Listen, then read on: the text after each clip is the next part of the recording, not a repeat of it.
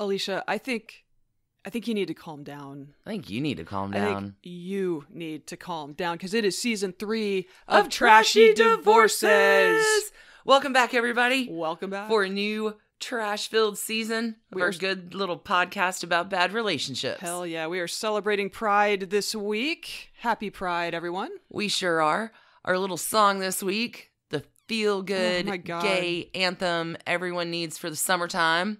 You need to calm down. Taylor Swift, thank you for this gift. We have embraced it whole bodily, whatever. Very loudly in our home with impromptu dance parties. Yes. Frequent. Been amazing. Yeah. It's, yeah. You should see the moves on our cat. Seriously. It's a whole dance jam around here. I do think the cats like the song, though. Oh, the cats love the song. Really into Come it. on. All right. You met our cats? I have. I'd like to meet Taylor Swift cats. Oh, yeah. Oh, yeah. No kidding. Anyway. This is not a podcast about Taylor Swift's cats, although I'm sure that podcast probably does exist. Dude. I don't know. Future idea. Seriously. Post-it note that. So this week, Pride Week. It's a big deal. Last week of June, Stacie, you're covering somebody this week who never calmed down. Never calmed down. Never going to calm down. His name is Elton John. His name is Sir Elton John, who in the 80s, in a poorly thought out and probably cocaine-induced bit of self-delusion, courted and then married a woman, which he's had a lot of guilt about for all the rest of his years. It's a really good story. It's an interesting story. Like, poor guy. I mean, times are better now, but geez, that poor woman, like, really went through it. So you've got another super creative creator with a really different sort of story. Well, they're different. Maybe you're like, Elizabeth Gilbert, what the hell does she have to do with trashy divorces? She's had a few. Liz Gilbert, to me, is an incredible teacher. My story this week is just a message of love is love is love is love. It doesn't matter who you love. Love yourself. Love who you love. It's all good. Yep. There were a little bit of tearage. I mean, it wouldn't be trashy divorces without a little bit of tearage. Oh, it's going to be trashy divorces in our next episode because I'm coming back with anger. I'm done with all this tear nonsense for a week. I'm excited. When we return, yes, Sunday, July 7th. Next week, we're off. We are taking next week off as a matter of self-care. We love you. I'm going to get out all the tears, build up all the anger. Coming back to you Sunday, July 7th. With that, though, next week, if you're like, oh, man, I really miss those crazy girls on Trashy Divorces, going over to Patreon. If you're jonesing, we can hook you up. Yup. So just a little bit more business before we begin the show. Y'all, last week I was like, hey, do you think we can get up to 100 Patreon people in a week? We sure damn near close enough. Yep. We're at 98. We had 12 new Patreon peeps join us this week for all the fun that's happening over there. Yep. Do you want to start our magic mirror? I will start our magic mirror. Just because you wanted to call this name because it was amazing. I love it. Brina, first of her name. Caroline. Daniela. Olivia. Sarah. Ariel. Jessica. Carolyn. Diamond. Nicole. Jana. And Jazz. Thank you so much to each of you for joining our little for real crazy, quirky, awesome community over there. And hold up, you know what's even cooler? What's that? Jen S., Lauren, and Jessica leveled up this week on Patreon and kind of took a look at what we're doing at the different levels and decided, hey, I'm going to throw a few more bucks your way to get all the bonus stuff. There's a lot. We do a lot of stuff over there because, like, all of these stories have these weird tangents. So much fun. And just side rabbit holes that we continually fall down that just are... We would have a 5-hour-long podcast if we tried to include all of that. And we just put the other 5 hours on Patreon. Basically. Yeah. So Jen S., Lauren, Jessica, y'all are going to get a little extra prize when we mail our Patreon goodies out tomorrow. So stay tuned for that.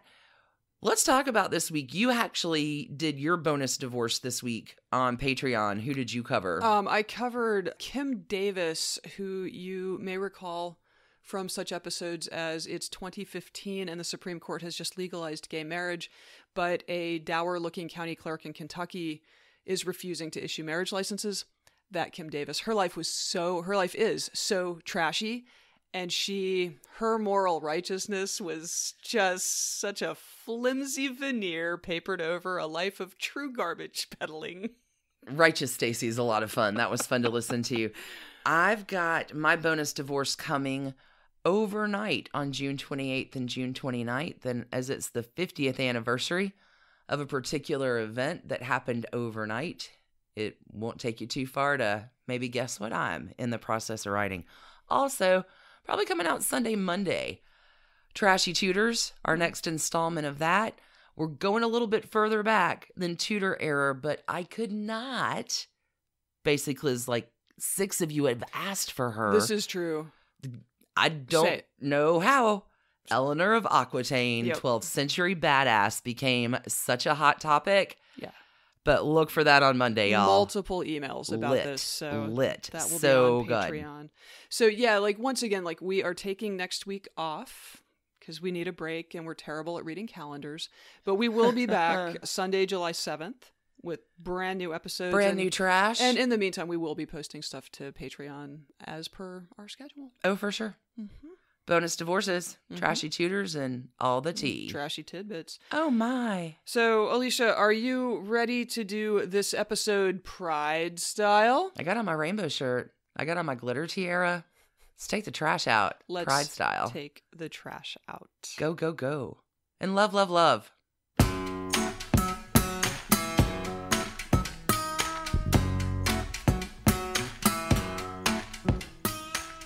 Oh, Stacie. Oh, Alicia. This week, you have a divorce that may be a mystery to some. I don't know. You know, we could not do Pride Month episodes without bringing up one of the weirder decisions that Elton John ever made, which was to marry a wife in 1984. It was a little odd. It was a little bit of a shock. Yeah, and we haven't seen Rocket Man yet, but apparently this is in the story there. It's just a weird incident in the life of Elton John that has, I think, caused him a great deal of pain, but I think caused her a lot more. How about I just bust right into it? Tell us the story. Cool. All right. So I don't know how much time I need to spend introducing one of genuinely the most famous people alive. That's for sure. Sir Elton John. But, you know, many people have probably forgotten that for a brief period in the 1980s, Elton John had a wife. Sure did. Kind of a shocker. Was legal and everything. So here's the story of how that didn't work out.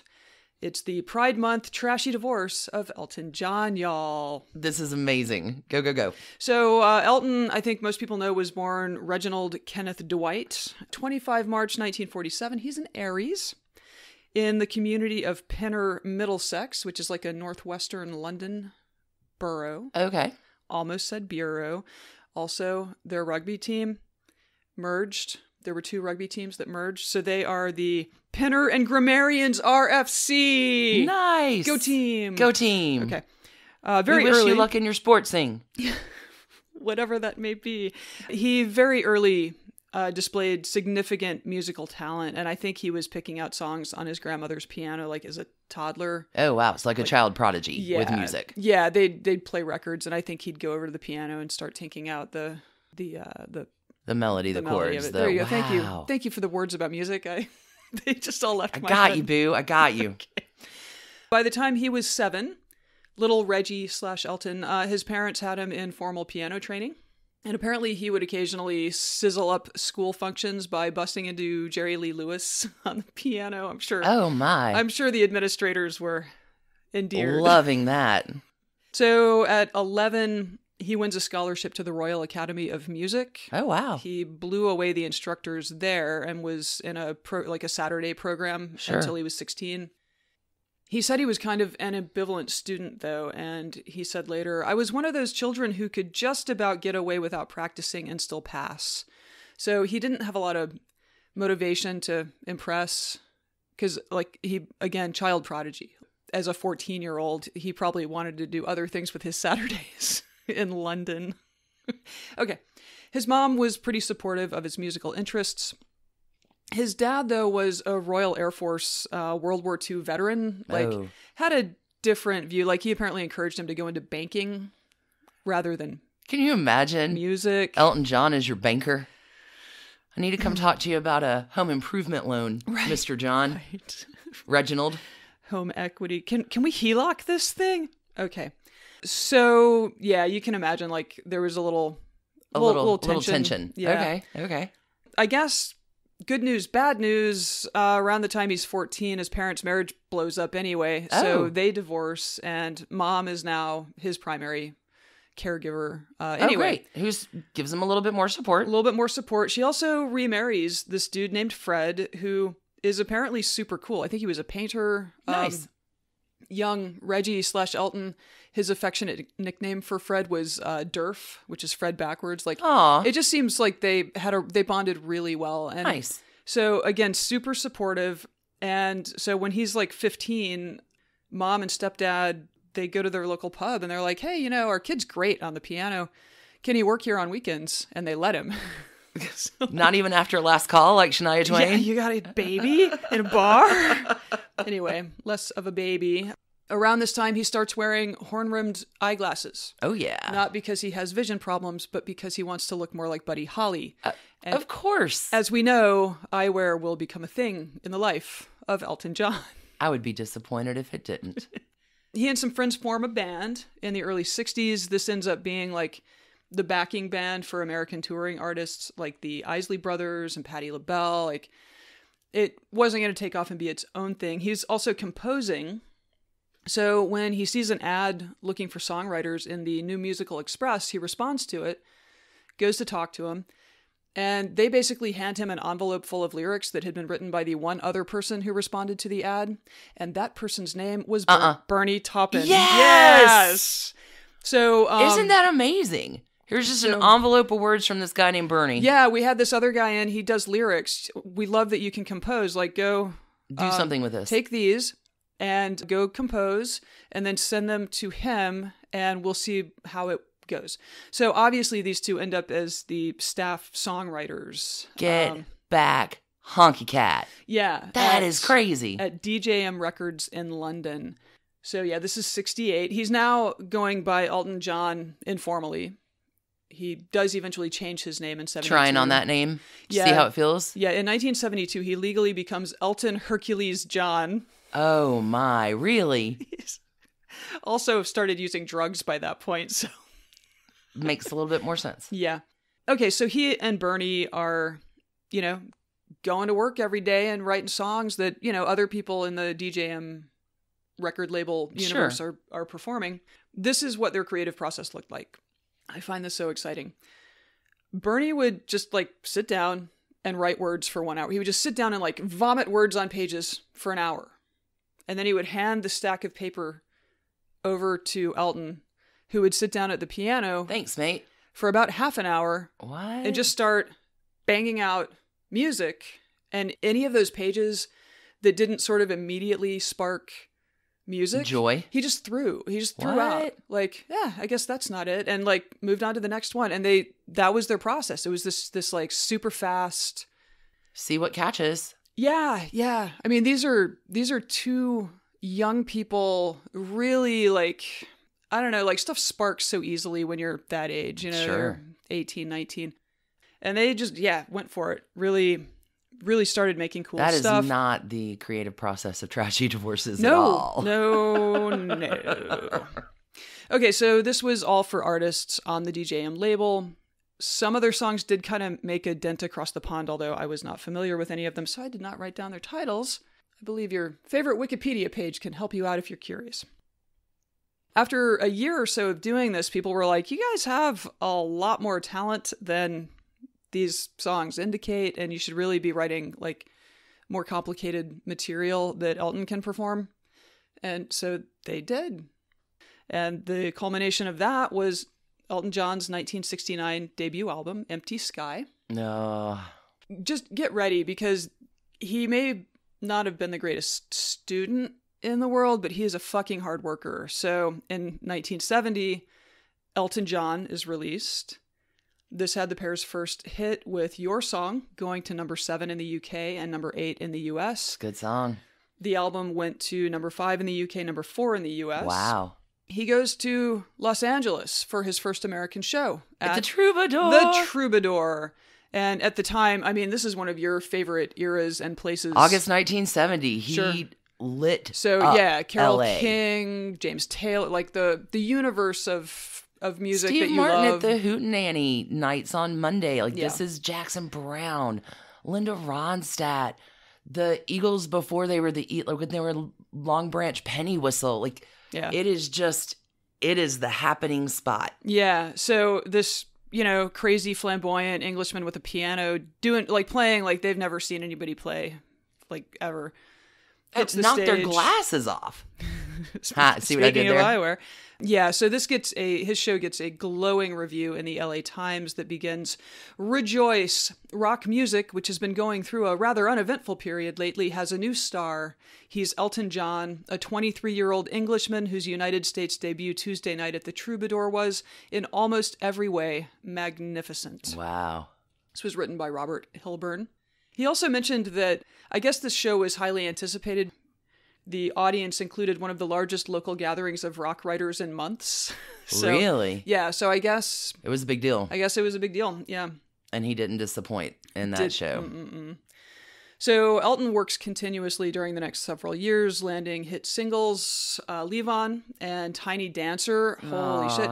And so, fun story, like, because I haven't thought about this. Tiny Dancer, like, it's his partner who writes the lyrics. Sure. Bernie's the word guy. Tiny Dancer is about the woman who became Bernie's wife. Really? Growing up, I thought Tiny Dancer actually was about this woman that he ended up marrying. I think Tony Danza thinks it's about him. Tony Danza. I didn't even see that one coming. That was funny. Tony Danza may not be wrong. But no, I always thought Tiny Dancer was about the woman who became Elton John's wife, but in fact...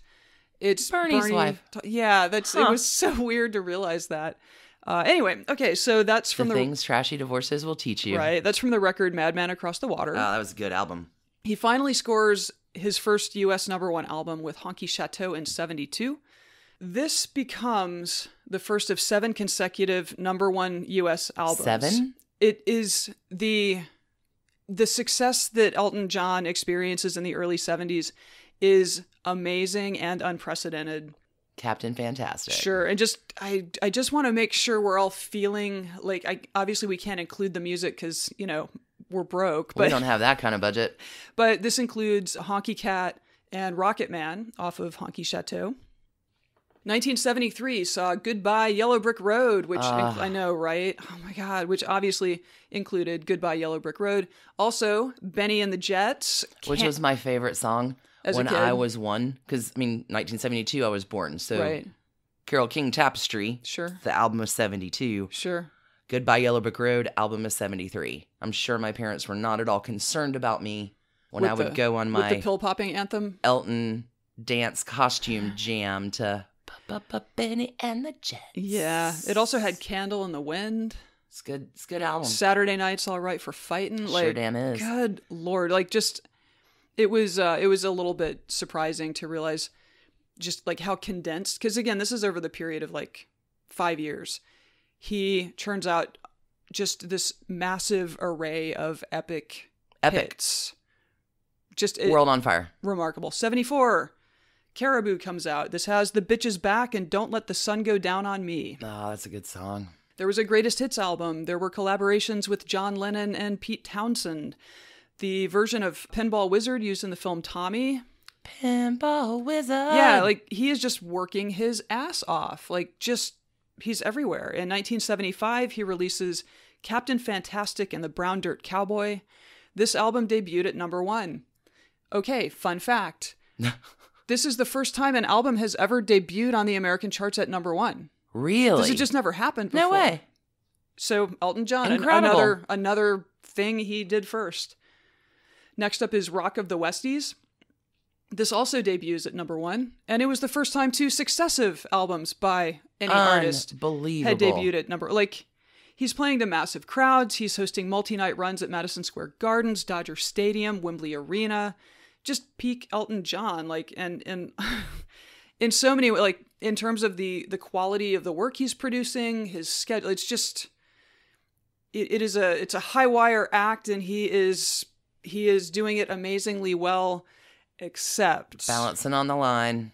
Except he's balancing on the line. So back in 1970, so he's kind of just getting started. He meets John Reid, who became his manager for the next 3 decades. But there was more to the story, and this was apparently well known in music circles, but the two of them lived together and were romantic partners for 5 years. Okay. So basically during this period of like just incredible epic success, he and John Reid were partners in kind of all senses of the term. Interestingly, Reid was also Queen's manager, and he is apparently, we again have not seen Rocketman yet or Bohemian Rhapsody, but he's portrayed in both films. Just what an interesting character with an interesting life. The other thing that he did, though, is that he introduced Elton John to cocaine to help him get past his shyness. Nope. And presumably, because when you're on a creative jag, you're in the studio until whenever. So lots of reasons for some little upper action there. Anyway, it's very bad. So it was Reid who introduced Elton John to cocaine in the early 70s, and he grew more and more out of control with his addictions over the next decade and a half. Yeah. So a Pride Month not fun fact. Ooh. So people of a certain age will remember a young man named Ryan White. Mm-hmm. He was, I think, in Indiana. He was a kid. He had hemophilia, and at the time, I guess to this day, there were, factor 8? Anyway, he was receiving treatments that caused him to become infected with HIV, mm-hmm. and his little crappy town flipped out. They wouldn't let him go to school. They wouldn't, it was brutal. It was pretty bad. Yeah, this was in the mid 80s. And so Elton John stepped in and I think helped fund his family moving to Indianapolis. Really? Getting to a better place where wow. the town flipped out. It was super, it was horrible. I remember it when I was a kid. It was a pretty terrible story. It was Elton's friendship with Ryan White and his family in the 80s until his death in 1990 that ultimately prodded him to get sober. Oh, I didn't know that. And he has been sober for basically 30 years now. He has said, though, he has just this classically addictive personality. So he needs to go and buy a pair of shoes. No. He's buying 5 pairs of shoes. Oh, we need to replace the family car? No, we're getting 3. Or pushing it to the limit. Oh, I should play a show? No, I should plan a tour. It's just, he amps everything up.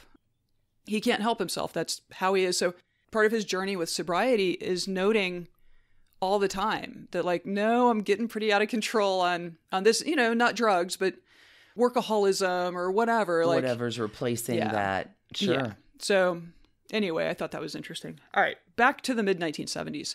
A now slightly cocaine-addled Elton John is a huge superstar, but his life just isn't feeling good. He and John Reid have broken up in 1975.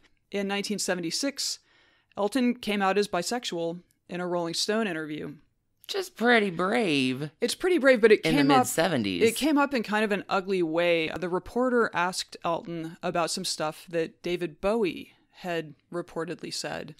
So Bowie at one point called Elton John, quote, the Liberace, the token queen of rock. And then he told, Playboy interviewed David Bowie and asked him about that. And he was like, I said that. And he said, I consider myself responsible for a whole new school of pretensions. They know who they are. Don't you, Elton? Oh. And I had no idea that, because I always think of David Bowie. You need to calm down, David Bowie.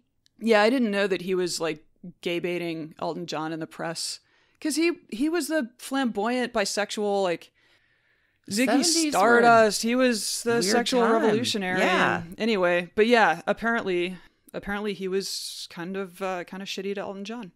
And so, then you've got the Rolling Stone interview with Elton John after he's played Madison Square Garden. Let's talk about how he was shitty to you and make you feel shitty about it again. Yeah, so Elton is actually considering retiring from music at this point. He's just burned out. I think he's, again, been working nonstop for 6 or 7 years. Wow. Touring a lot, recording constantly, churning out a couple albums a year, basically. And so he said, I feel really strange at this particular point in time. I always do things by instinct, and I just know it's time to cool it. I mean, who wants to be a 45-year-old entertainer in Las Vegas like Elvis, who died the next year? So he goes on to say, like, he isn't sure what he wants. Quote, "I'm just going through a stage where any sign of affection would be welcome on a sexual level. I'd rather fall in love with a woman eventually because I think a woman probably lasts much longer than a man, but I really don't know. I've never talked about this before. Haha, but I'm not going to turn off the tape. I haven't met anybody that I would like to settle down with of either sex." And the reporter's like, "So you're bisexual?" And Elton John says, "There's nothing wrong with going to bed with somebody of your own sex. I think everybody's bisexual to a certain degree. I don't think it's just me. It's not a bad thing to be. I think you're bisexual. I think everybody is." So anyway, cat's out of the bag-ish. All of his friends, like, to be clear, see him as a gay man. Like, right. David Bowie sees him as a gay, like, everyone in his life is like, "Okay, Elton, you're bisexual, okay." But being a gay man in the 1970s is not something you talked about. It was a whole lot easier. Yeah. Or not easier. None of it's easy. Coming out isn't easy at all. But no, it's a little bit more acceptable to be bi as opposed to I'm a full-on queen. Yeah, I guess. Certainly in Elton John's mind, that must be how it felt. Isn't it funny how far we've come and we haven't come very far at all? You mean as a society? Yeah. Well, as a society. All right.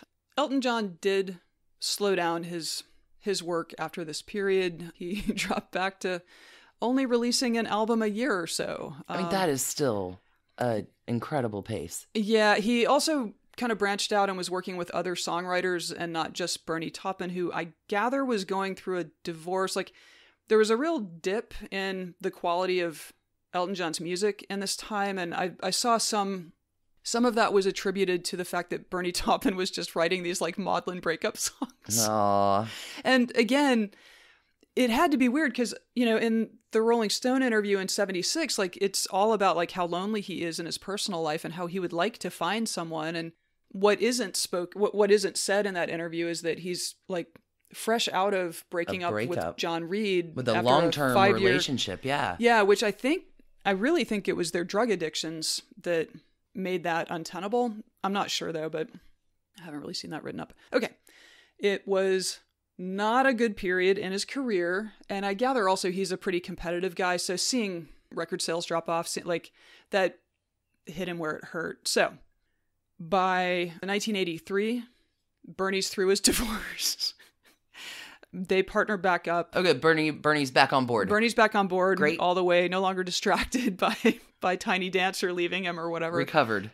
So they co-write the album Too Low for Zero. Which, I remember that one. Yes, it's like his comeback album, and it is also where Elton John meets a German sound engineer named Renate Blauel. So they spend like a year and a half, like, I think in the studio, she just found him incredibly funny. So they got to be really good friends. And then they started dating. And, he was introducing her as his girlfriend. And then they get to Sydney, Australia while they're on tour. She's now part of his inner circle, obviously. And they're dining on curry in a restaurant. And Elton John pops the question. What? She's like, hell yeah, let's get married. Sure. Not sure if I mentioned that Elton John has an addictive personality that turns everything into, like, hyperdrive. Level 11. Yeah, so here we go. Oh. 1 week later, they get married on Valentine's Day. 1 week later? 1984. In the middle of his tour manager is put in charge of throwing him a wedding on a week's notice. Like, okay. It was a big to-do. Let's put it that way, as you would expect for Elton John. Olivia Newton-John. There's no going small. No. Olivia Newton-John and John McEnroe were there. His best man was John Reed, his ex-boyfriend and current manager. No. Yeah, well, that doesn't even capture how bonkers this whole thing was, because Elton John also had a boyfriend at the time named Gary Clark, and Gary was sent out to go dress shopping with Renate for the wedding. And, like, apparently during the wedding, Gary was, like, up, because they're in some old church, he's up on, like, an upper level, just, like, staring down at this happening with like just his gut clenched, like he can't believe. Kids, the early 80s were a weird time. Yeah. Elton's tour manager, Harley Medcalf, pulled this whole thing off. They shipped in oysters from New Zealand. They had lobster, prawns, scallops, salmon, lamb, crab, Lord. venison, beef, veal, quail, chicken, pork, turkey, ham, and trout. I mean, the menu here This wedding is just like meat sweats. It's meat sweats and fine French wine to wash it down with. Like vintage. I mean, they spent shameless amounts of money on this. On a meat feast? On a meat feast with very, very expensive French wine. Medcalf would later make the incredibly understated observation of the wedding, quote, "It was unexpected." Oh. Coked out gay super celebrity Elton John told the press, "I simply want to be a family man and I'm not getting any younger." I'm imagining that's the tone that he was. You have to do it in a British accent. Charles! Not getting any younger. Poor sweet Renate said, "He's the nicest guy I've ever met. I've heard all sorts of stories about Elton and that he's supposed to be bisexual, but that doesn't worry me." Oh, poor it should worry sweet you. Renate, yeah. Oh, poor girl. Okay, so Rod Stewart telegraphs from England with what could have been a congratulatory message, but instead it read, "You may be still standing, but we're all on the fucking floor." What? Everyone thought he was gay. Everyone. And now he's married. And now he's marrying... Poor sweet Renate. Poor sweet Renate, who genuinely, like, she could have written a trashy tell-all. Like, she could have done all kinds of things. And she didn't do any of that.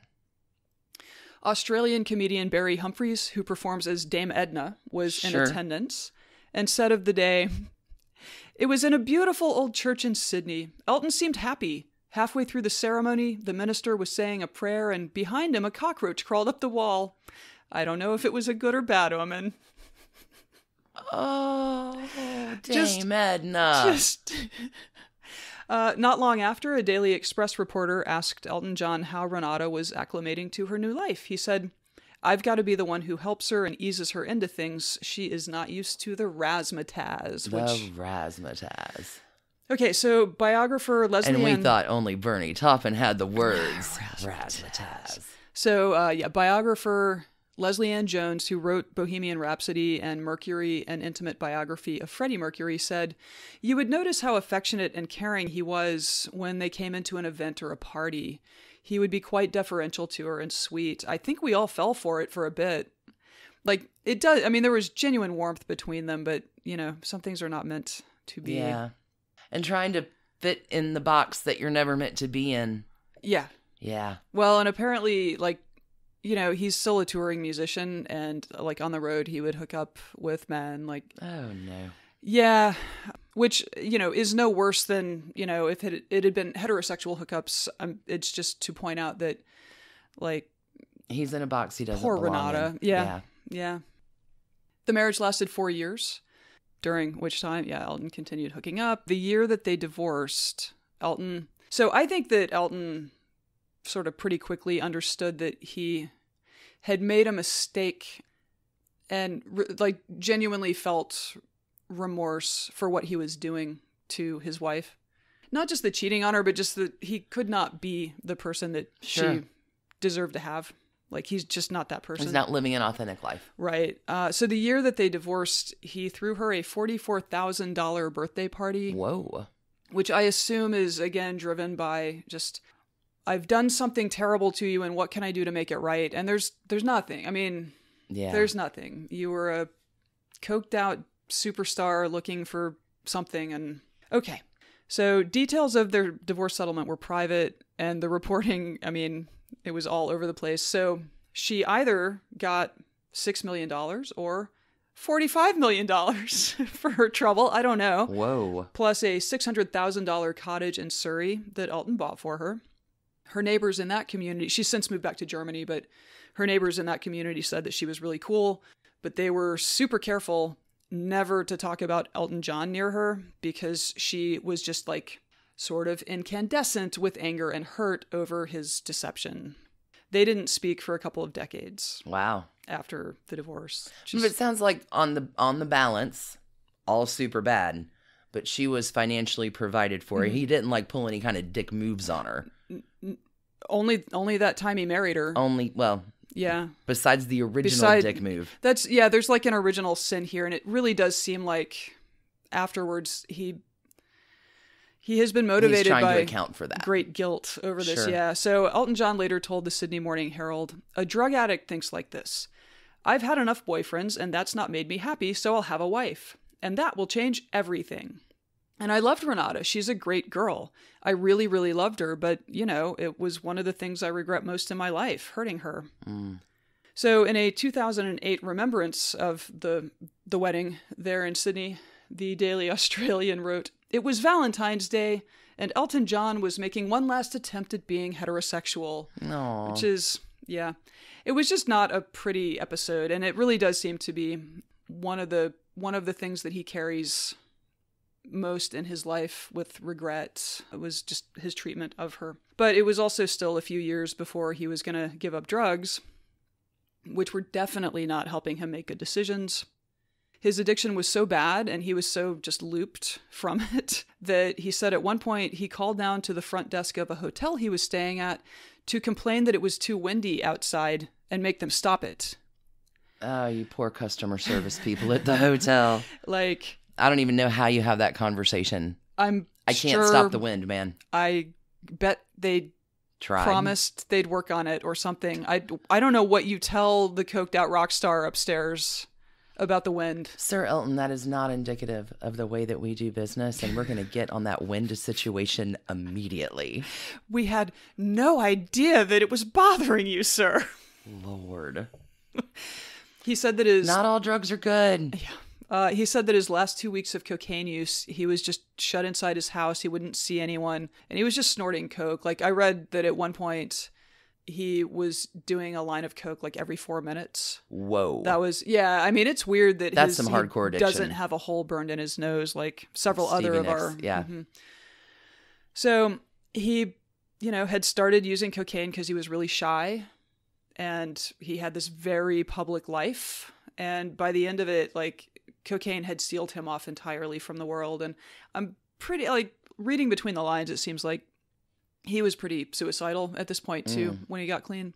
He was dealing with personal guilt, not only about Renate, but from his lack of reaction to the AIDS crisis. So when Ryan White died, I think he was in Indianapolis with the family when Ryan White died in 1990. He went through a period of self-reflection that culminated in his checking into a Chicago hospital for rehabilitation. He said of White's death, "It got me to realize how out of whack my life was, because I was just in and out of a drug-fueled haze in the 80s. I did nothing to help people with AIDS. I was a gay man who really sat on the sidelines." So in 93, now sober, Elton meets David Furnish, a Canadian advertising executive who was living in London, and they've been together ever since. Yeah. Yeah. Long, long time. And apparently David Furnish routinely appears on best-dressed men's lists in London. Like, no, he's dapper. Yeah, dapper. Dapper He's film. got some razzmatazz. He does. When England legalized civil partnerships in 2005, they were among the first couples to sign up at the Windsor Guildhall, where Charles and Camilla had their civil ceremony just a few months earlier. Oh, wow. Mm-hmm. They have 2 sons born through a surrogate in California. They are Zachary Jackson Levon Furnish John. He was born in December of 2010. And Elijah Joseph Daniel Furnish John was born in January of 2013. Their middle names are after his songs. Levon and Daniel. Mm-hmm. Oh, wow. I know, it's lovely. When same-sex marriage became legal in England and Wales in 2014, they converted their civil partnership to a marriage. Fantastic. All right. In 2017, as Australia was considering whether to legalize gay marriage, Elton John had a series of shows in the country, and he, of course, had gotten married there, we'll remember, in Old Sydney. So he posted a picture of his 2014 nuptials with David to Instagram and wrote, "I'm so excited to be back in Australia for a series of shows. Many years ago, I chose Australia for my wedding to a wonderful woman for whom I have so much love and admiration. I wanted more than anything to be a good husband, but I denied who I really was, which caused my wife sadness and caused me huge guilt and regret. To be worthy of someone's love, you have to be brave enough and clear-eyed enough to be honest with yourself and your partner. Almost 24 years ago, I met the person with whom I could be fully myself. When we married in 2014, it felt like that fact was accepted by the world. For David and I, being able to openly love and commit to one another, and for that to be recognized and celebrated, is what makes life truly worth living. That acceptance and support makes us want to be as kind, responsible, and productive members of society, as well as the best parents that we can be. I love Australia. I love its spirit, its lack of pretense, its passion. I hope it can embrace the honesty and courage that seeks gay marriage as an expression not of desire, but of love. According to Elton, he did finally make amends to Renate in the mid-2000s, and I'm not clear whether that was like a phone call or in person, but he said when they finally reconnected, "We laughed and we cried. We're adults, but I do regret having hurt her. She was the classiest woman I've ever met, but it wasn't meant to be. I was living a lie." Australia did, of course, legalize same-sex marriage. Go, Elton John. You're crying. I'm crying. I'm struggling not to cry. Elton John today is 72 years young, and he is like 1 year into a 3-year global farewell tour. It's incredible. It's incredible. Obviously, Rocket Man just came out, and I think our plan on our off week is to go and see that. We have to go to the movies, yeah. You know, is he actually going to retire at the end of this tour? It is hard to Who see, knows? but It's all mystery. You know, go live your best life, Elton John. There's your trashy divorce. It's your trashy divorce. Elton John and sweet Renate. That was a good story. Yeah. I didn't cry. I did. I know. I saw it. Thank you for the tears. That was a hell of a story. You're welcome. Our deep apologies to a poor German sound engineer who was just a little too optimistic, I think. They both deserved a kind of love they could not deliver to one another. Be who you are. Love is love is love. And we're going to come back with somebody who is way into that. All right, let's take a break. Yep. We will resume with Elizabeth Gilbert's garden party. Okay, back in a few. Look, our stories can get into some pretty extreme conflicts, but the truth is everybody struggles sometimes. Having an impartial counselor to talk to can give you a safe and confidential space to level set and work through the stuff keeping you up at night. Here's the great news. Wherever you are, BetterHelp can connect you with a professional counselor online. So you can get help via secure video or phone sessions. You can chat or text with your therapist. The best part, you can start communicating with your therapist in under 24 hours.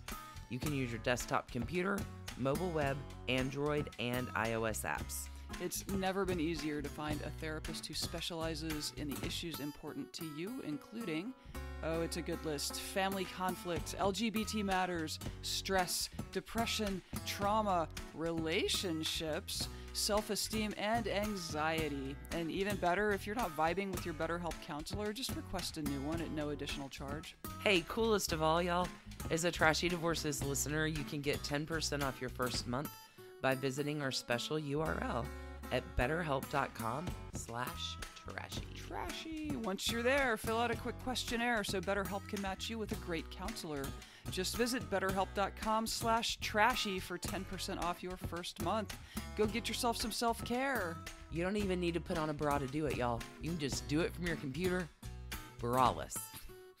We support that. We do support that. Alicia, Hi. You are covering one of your very favorite creatives in life today. I am.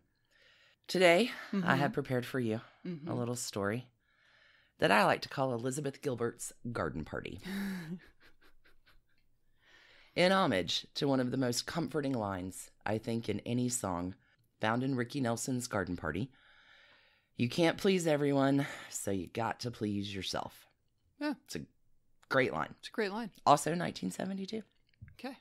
Today I'm talking about a lady who really does get that message. She's the bringer of light and joy. She has faced fear bravely. She's honest with herself. She's been through a journey, and she gives us all a torch as that light bringer, I think, to show us how to do it. Today is Elizabeth Gilbert Day on Trashy Divorces. Maybe you know of her when she hit massive critical success with her bestseller Eat, Pray, Love in 2006. Maybe Eat, Pray, Love inspired you, esteemed listener, like so many others, to get out your coffee can and plan an adventure and follow your journey and bring, damn it, I'm going to do this. Podcast No Tears. Oh, sure. You're going to, yeah, it's Elizabeth Gilbert. Yeah, that's what's going to happen. Maybe she's inspired you, right? To bring some light into your own life. Maybe you never read Eat, Pray, Love and I've know or care who Liz Gilbert is. I've tried to read it 2 or 3 times. I've never been able to get very far into it. I just lose sight. But Big Magic was great. Big Magic is amazing. Yeah. Whatever your feelings about Eat, Pray, Love, I welcome you to stick with me for a little while here for a story of love and hope and truth and fully embracing the message of pleasing yourself. So like Elizabeth, I'm a teacher too. And the things that make teachers amazing, they find the value in every single human soul. That's the contract you make when you're a teacher. And I'm pretty good at what I do, but if you want a master class in teaching, you need look no further than Elizabeth Gilbert. Goddess, I love this story. Are you ready? Yes. So let's go ahead and shuffle out the signs. Elizabeth's birthday is July 18th, 1969. She is a Cancer, which is perfectly lovely. The star planet of Cancer is the moon. And with that, changing with the tide. Emotions are a big deal. They know how to love one way, and that is with hearts wide open.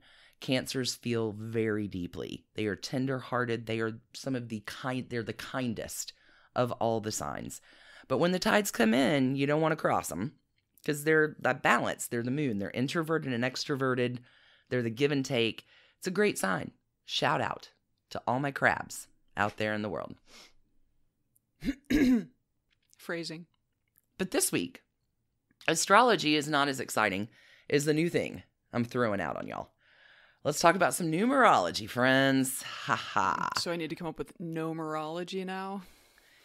Numerology is taking your birthday, birth month, and birth year and adding those numbers together, where you keep adding them to get a consolidated number together. Sure. This number is akin to your astrological sign, and that determined result after you do all the math is your life path number. Our friend Liz Gilbert is a 5, which is amazing. So let's talk about the flexible 5s. How many life path numbers are there? There's definitely 1 to 9. You can have a life path 11, a life path 22, which is a master builder.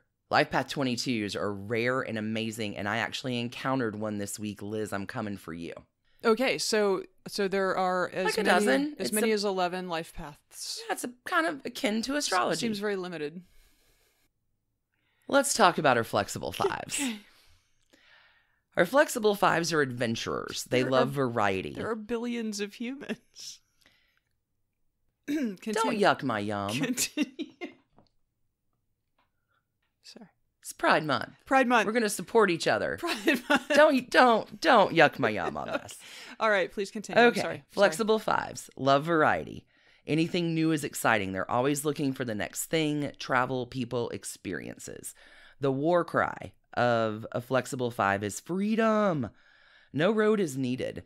Where we're going, we don't need roads. They love to explore.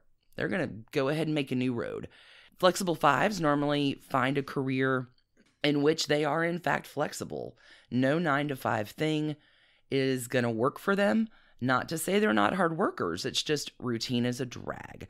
This is a life built for adventure and trailblazing, and Liz does it all. As a girl, her childhood.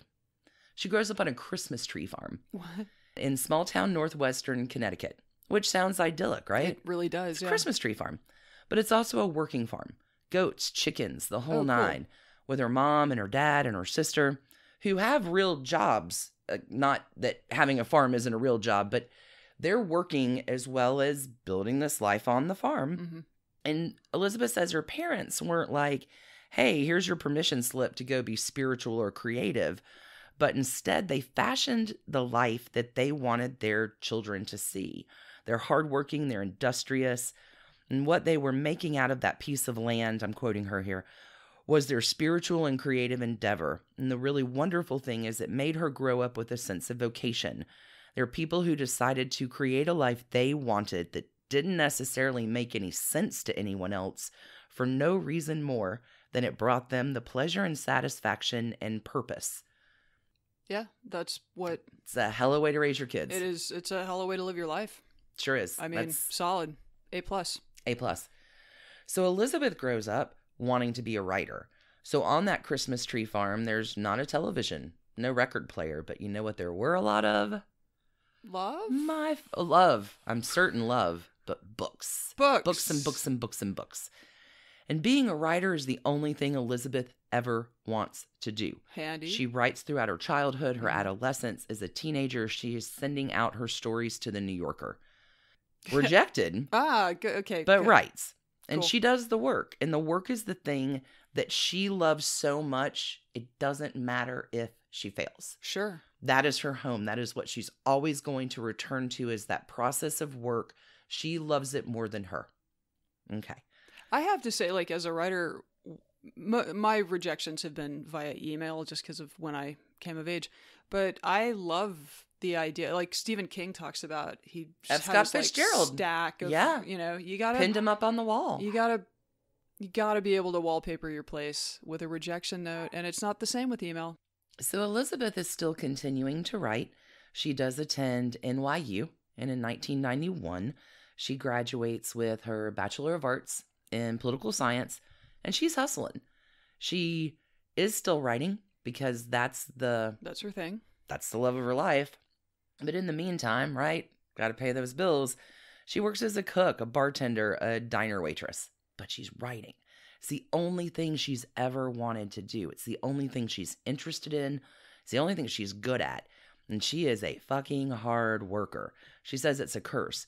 I've made other stuff in my life messy, but writing is straight and narrow. So from the time of 18, she's sending out stories for publication. 6 years of rejection letters. But it's sort of charming. She takes the long view. As long as I'm published before I'm dead, I am a successful writer. And that is how you do it. And that's how you do it. So in her 20s, she leaves Connecticut. She heads on out to Wyoming. She's going to be a cowgirl, a ranch hand. She does these kind of manly things and goes on this personal quest. She's not a tomboy. She never was. But she's on a quest to make a man out of herself.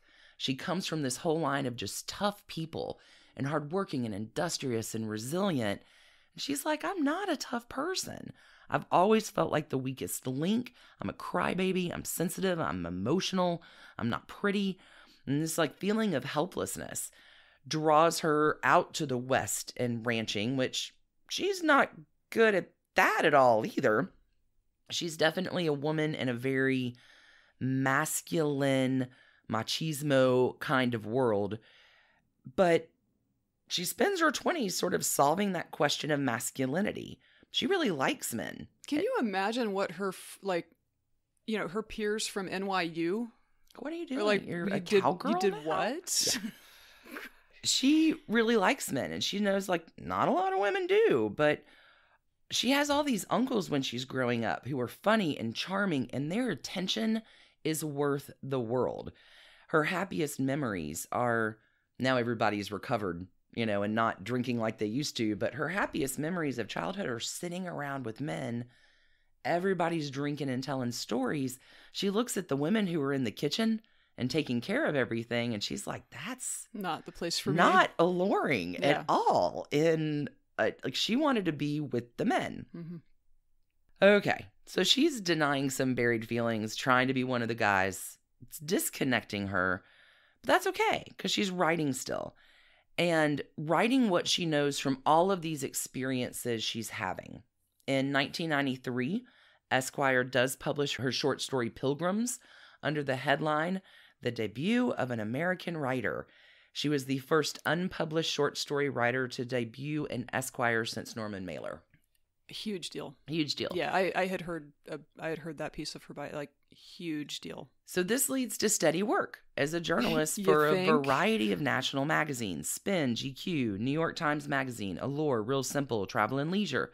She begins to make a career as a highly paid freelance writer. She's writing, she's getting published. It's great. Yeah.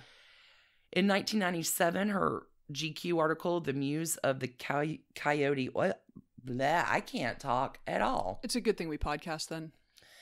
In 1997, her GQ article, The Muse of the Coyote Ugly Saloon, is a memoir of her time as a bartender in the very first Coyote Ugly. See, this I did not know. Yeah, table dancing bar. Yeah, I watched the movie like in the last year and was like, that I thought that movie was going to suck, and it was actually, it had real charm. So it's based on one of her short stories. The bar is located in the East Village of New York City. It was, her short story was the basis of the feature film that came out in 2000, Coyote Ugly. She adapts her 1998 GQ article, The Last American Man, into a biography of the modern woodsman and naturalist Eustace Conway. She does a profile called The Ghost of Hank Williams III, published by GQ in 2000. She's included in the Best American Magazine Writing in 2001. Her first book, a collection of short stories, receives the Pushcart Prize, was a finalist for the Penn Hemingway Award, followed by her novel. It's a notable book. In 2002, The Last American Man comes out, nominated for a National Book Award in nonfiction. Like, that has you up to 2002 with her writing. But there's a marriage that's happened as well. So in 1994, Elizabeth marries a man named Michael Cooper that she meets while actually working in the Coyote Ugly saloon. Wow. Back all those days ago.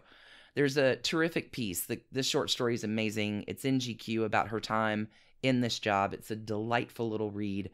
I've linked it for you in the show notes. Cool. So she marries, 1994, early like her mom did, or early like 25. And imagine you're Elizabeth, and what an example you have to live up to when your mom is the example of everything good.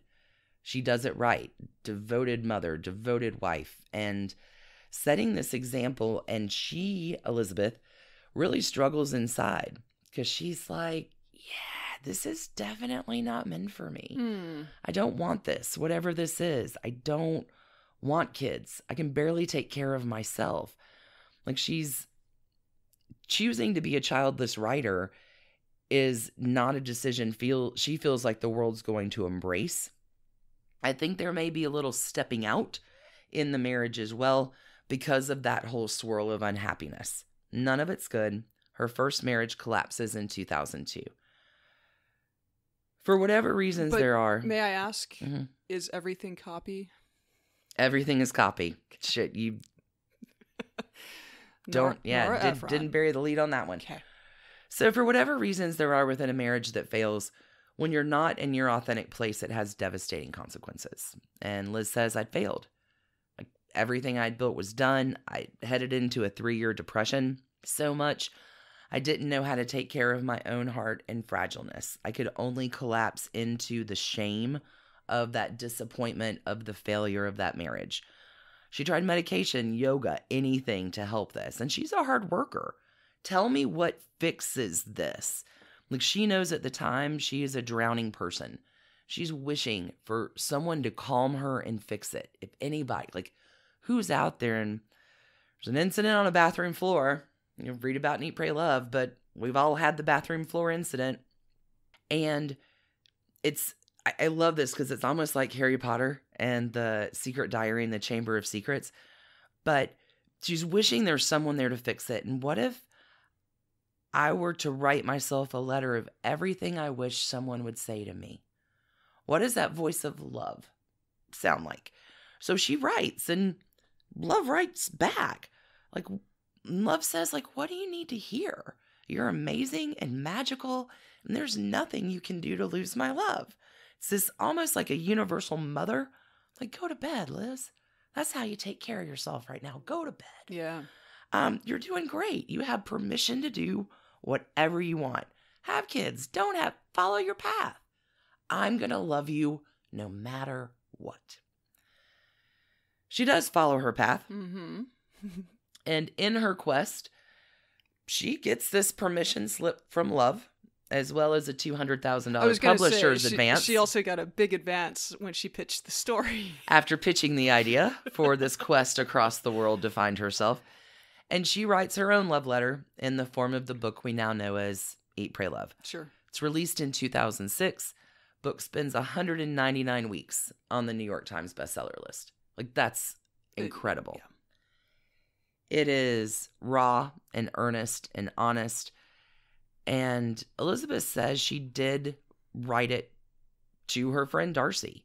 She says, never sit down to write anything until you know precisely who the one person you're speaking to is. That's how you write a narrative. That's very interesting. I think about somebody different when I'm writing my trashy divorce story every single week. And sometimes they know about it, sometimes they don't. Mm-hmm. But there's always someone in mind I have to hear the message I'm creating. Her friend Darcy lives in Brooklyn. She's like this hipster Christian punk rocker, skeptical, complicated. And she and Elizabeth spend a lot of time talking about the issues that were in Eat, Pray, Love. So in essence, because she is speaking to someone, there's that intimacy of natural conversation. Eat, Pray, Love is a bestseller. It begins to get her way more notice than the notice she's had before. And during the journey of living the experience that was Eat, Pray, Love, Elizabeth meets Jose Nunez in Bali. We know him as Felipe from Eat, Pray, Love. And the world is rooting for these two crazy kids who fall in love after this magical journey of finding yourself. They marry in 2007. I recall in real time. It was just a hell of a story. It's a hell of a story. They live in Frenchtown, New Jersey. They open and run an import store called Two Buttons. And she's still writing.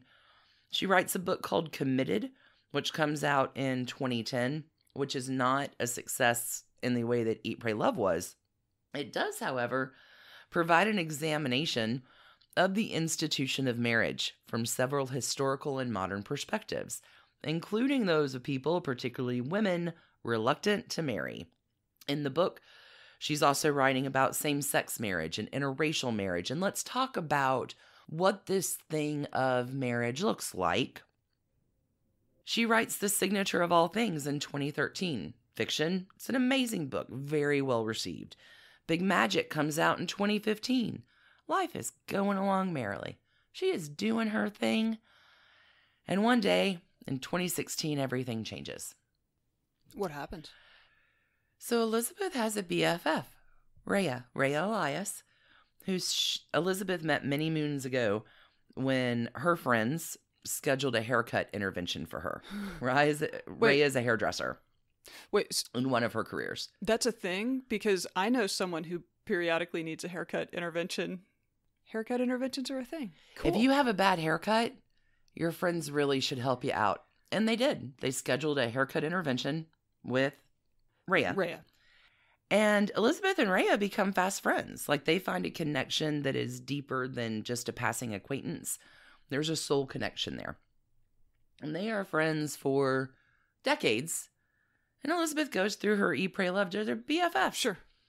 And one day in 2016, a very happily married Elizabeth Gilbert gets a phone call.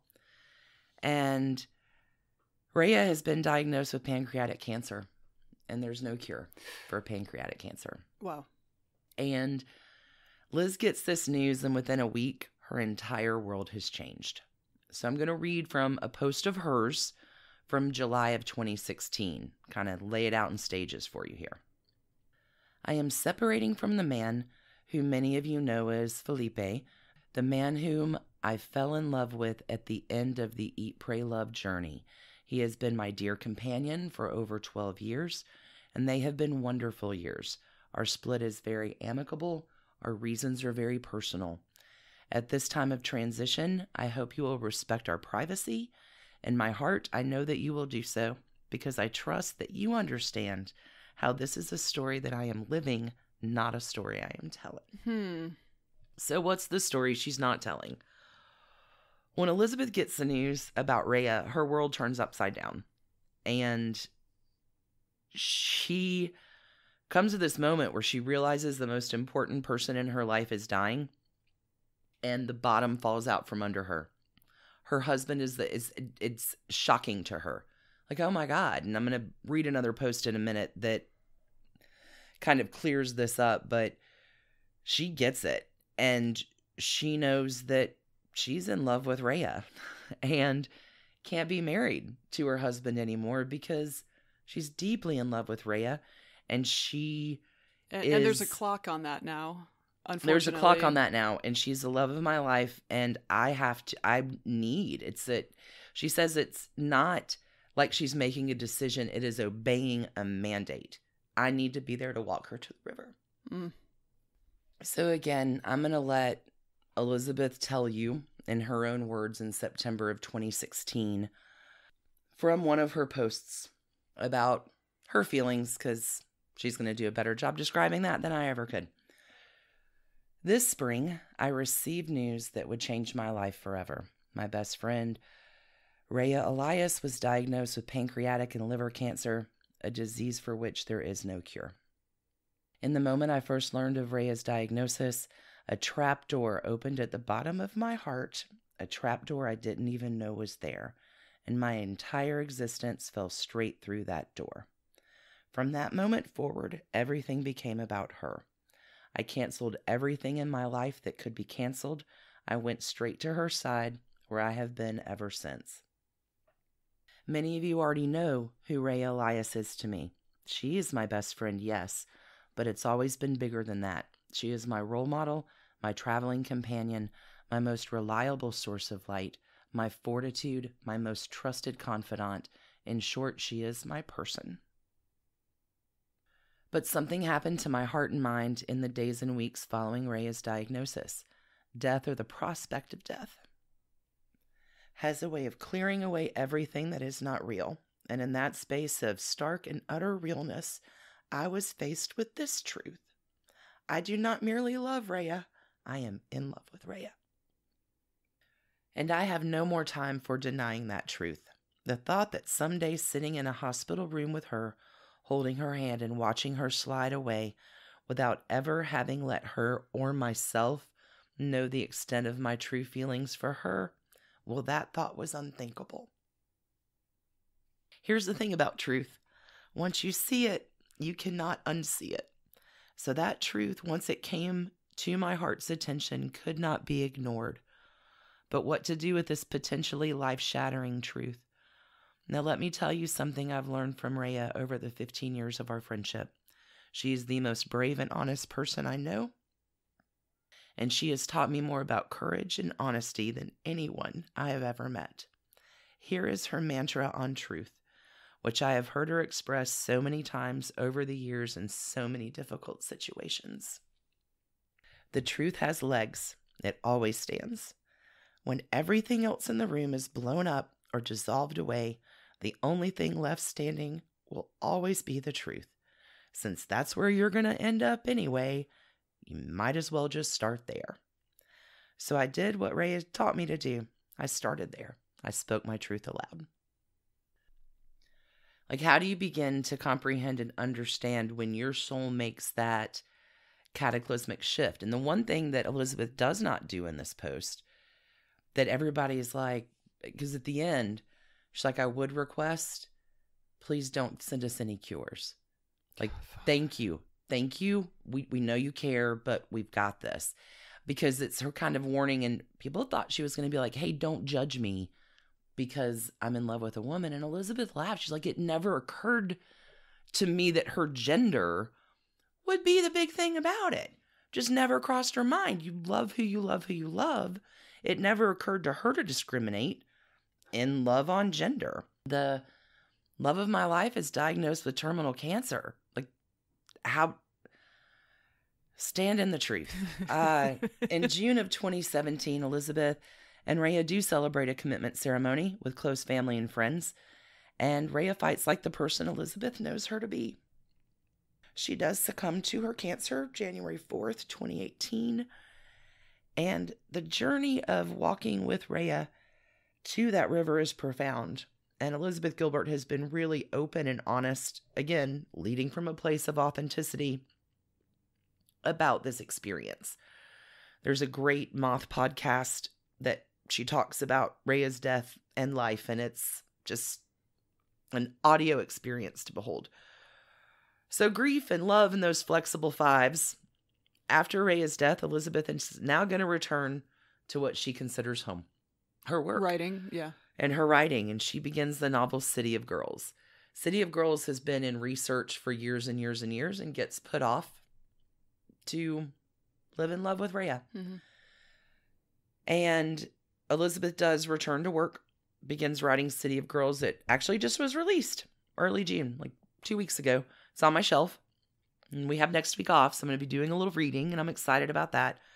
And Oprah has a great interview with Elizabeth Gilbert that came out, again, a few weeks ago, which narrows the point, really, of City of Girls to this. And I think it's apropos for all of us. At some point in a woman's life, she gets tired of being ashamed all the time. And after that, she is free to become who she truly is. I don't think that's just women. Like, no, I think that's a significant part of the coming out process for a gay person. Tired of, I am no longer accepting your judgment of me. Like, I'm tired of being ashamed all the time. Mm-hmm. And now I'm going to be who I am. Yep.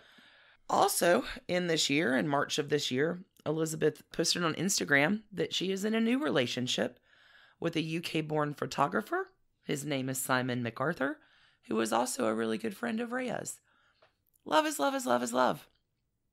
Lesbian, gay, trans, bi, queer, gender fluid, pan, asexual, demisexual.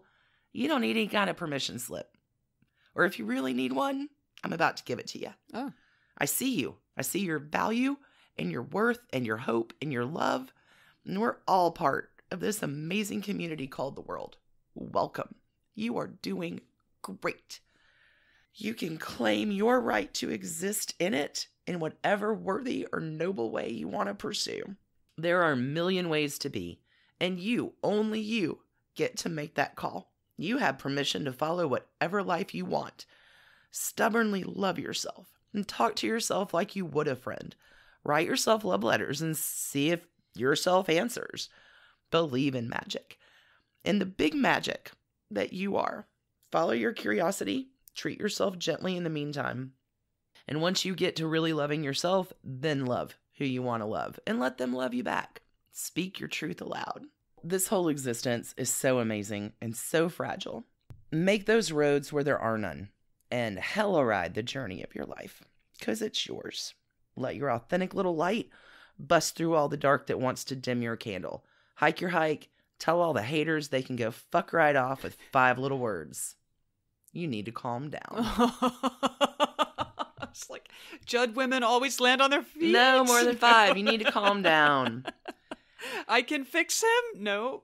You need to calm down. And that's my Trashy Divorces arc of the goddess, teacher, bringer of light. That is Elizabeth Gilbert.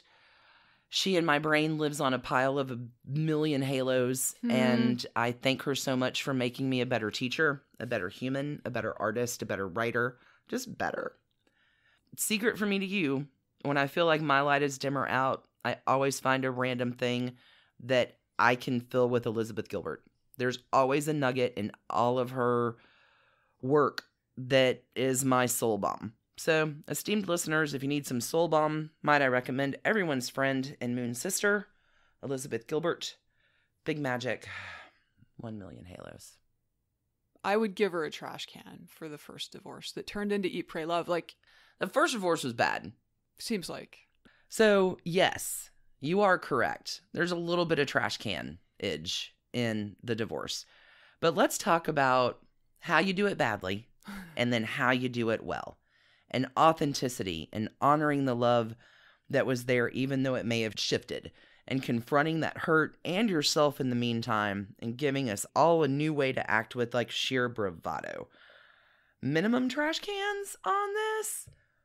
Like, I'll go 1.5. That first divorce was... Yeah, it seems like there was some bad behavior. There was some bad behavior. Wishy-washy communication. Well, it was Elton not being able to admit to himself that I'm not living in my authentic place. This isn't what I want. Sure. And until you work through that. So, yeah, I'll go 1.5. Okay. I think that's, yeah. I'd give her at least 1 for, yeah. But yeah.